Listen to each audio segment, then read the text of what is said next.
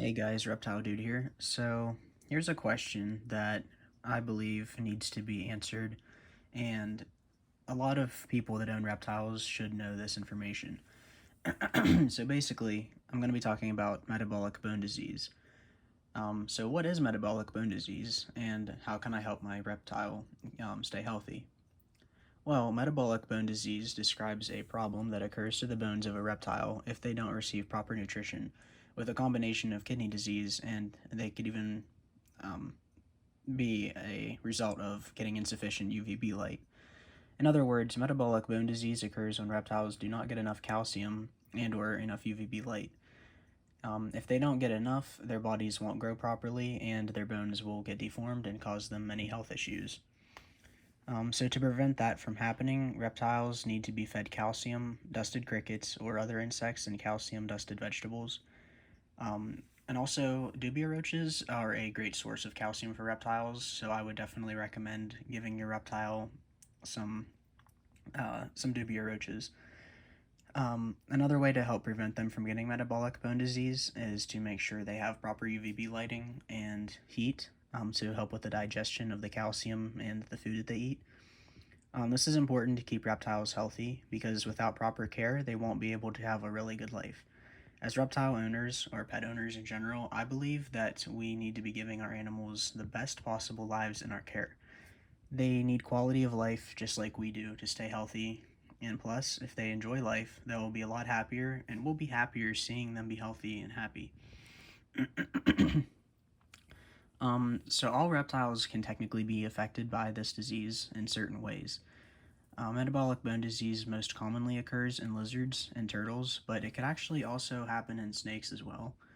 A common example of reptiles, for instance, that I own, can be affected are bearded dragons and leopard geckos.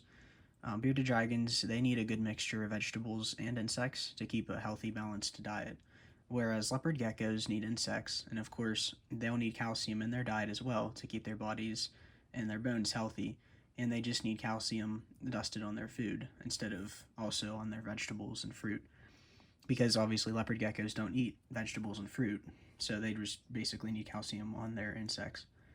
So here's some other health tips as well to help keep your bearded dragons or your reptiles healthy. Bearded dragons are most like desert animals in the wild, so they don't really need a bunch of water. Too much water in their enclosures can cause them to get too much humidity, which can make them sick. So giving them baths regularly or giving them access to water every other day is a good practice for them to stay hydrated enough. If your bearded dragon is getting ready to shed, keeping water that they can lay in during the day will definitely help them to get the shed off more easily. So it would be alright to leave some water in there during that time as well. The same can go for leopard geckos too, but they need different humidity requirements. So leopard geckos, for instance, are more mountainous desert animal, so their environment is more humid, but not like a jungle kind of humid. So one way of telling if your reptile has metabolic bone disease would be if the reptile doesn't seem to be eating how it regularly eats. Another way to tell would be if their bones seem soft or broken at all. So like if your reptile has had any seizures or experiencing weakness, has reproductive problems, those can be signs that you need to find your reptile help as soon as possible. Metabolic bone disease can be diagnosed through an x-ray done to your reptile to show any potential problems with their bone structure. And if your reptile would happen to have broken bones that they might need to get fixed, might need them to be casted or splinted to help them heal properly. Um, they may even need calcium to be injected or given to them orally. Antibiotics and fluid may also be needed to be given to them, also by injection, to get them to be healthy again. As they heal, they will need to be given a proper diet and UVB light as well. The sooner the MBD or metabolic bone disease is treated, the better for a quick recovery. The sooner they are brought back to full health, the sooner that they're brought back to full health, then you can start handling them again and enjoy having your reptile because the reptile is healthy and happy, and there's, once they're healed, there won't be any bone issues then. So, but yeah, do your research. Definitely do your research. Give your reptiles sufficient diet that includes calcium and also that UVB light. Like I said, that's very important for the digestion of the food, as well as the heat.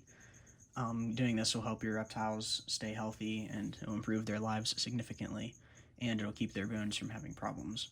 The UVB light helps them absorb calcium properly, like I said, and it helps them digest their food fully.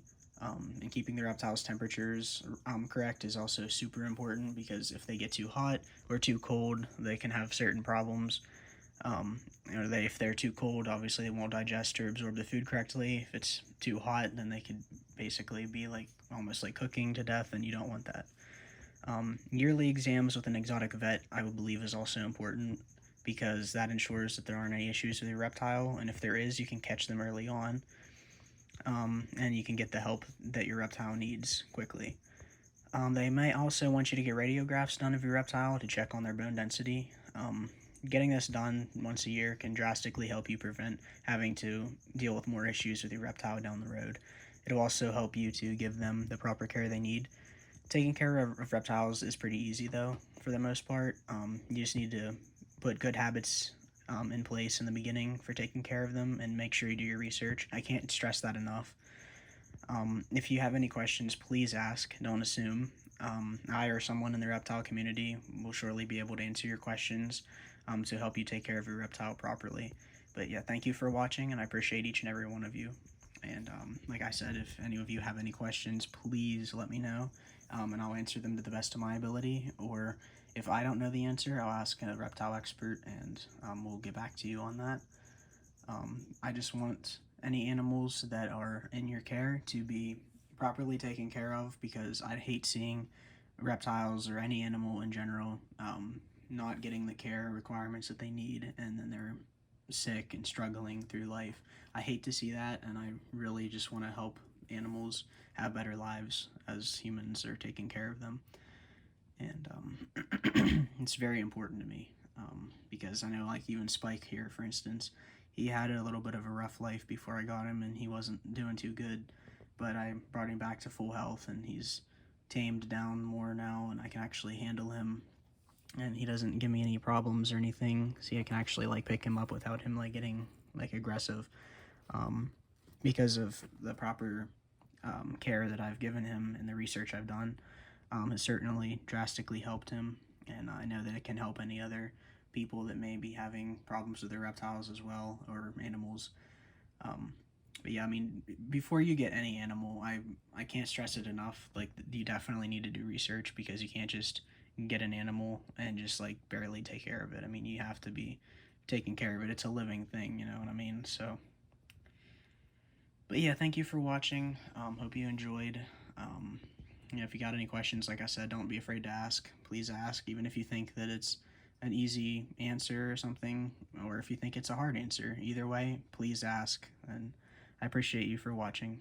Thank you. I'll see you next time.